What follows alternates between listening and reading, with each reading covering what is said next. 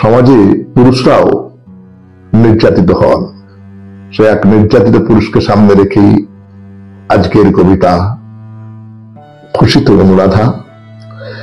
মৃতদেহ আঁকড়ে ধরে আচারি পেচারি খেতে খেতে বারবার ফিট হচ্ছে স্ত্রী অনুরাধা। উপস্থিত সমস্ত মানুষ পতিব্রতা স্ত্রীকে সান্ত্বনা দিচ্ছেন। মৃত সনাতন বাবুর আত্মা এসব যত দেখছেন ততই অবাক হচ্ছেন। মনে করছেন একবার চিৎকার করে সকলকে বলেন এসব নাটক, তার স্ত্রীর নাটক। কিন্তু তিনি যে এখন মৃত, বাক শক্তি রহিত। মনে পড়ছে সেই সব পিছনের দিনের কথা। স্বপ্ন ছিল বড় হবেন, সুন্দর সংসার হবে। বড় হলেন অনেক বড়, উচ্চপদস্থ সরকারি কর্মচারী। বিয়ে হলো মায়ের দেখা গ্রামের সদ্বংশজাত কন্যার সঙ্গে, কিন্তু হল না তার সুন্দর সংসার। অনুরাধা বিয়ের আগে থেকে সম্পর্কে জড়িত। বিয়ের পরেও সে সেই সম্পর্ক সমানভাবে বহাল রাখে। অনেক অনেক ভালোবাসা দিয়েছেন তাকে, কিন্তু চিরে ভেজেনি তাতে। আরো আরো শৃঙ্খল হয়েছে অনুরাধা।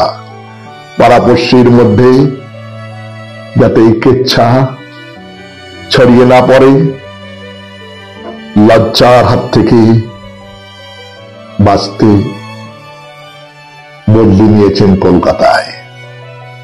এরপর শুরু হয় অত্যাচার এবং ব্ল্যাকমেল।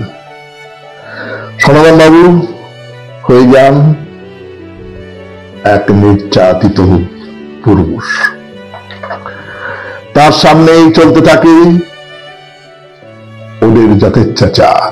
প্রতিবাদ করবার চেষ্টা করলেই 498 হুমকি।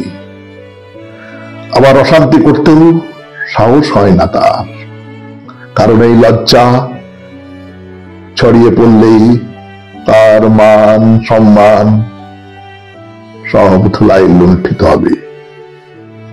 এর থেকে মৃত্যুই তার কাছে মুক্তির পথ বলে মনে হয়। মৃত্যুর পর লজ্জার পরিসমাপ্তি ঘটাতেই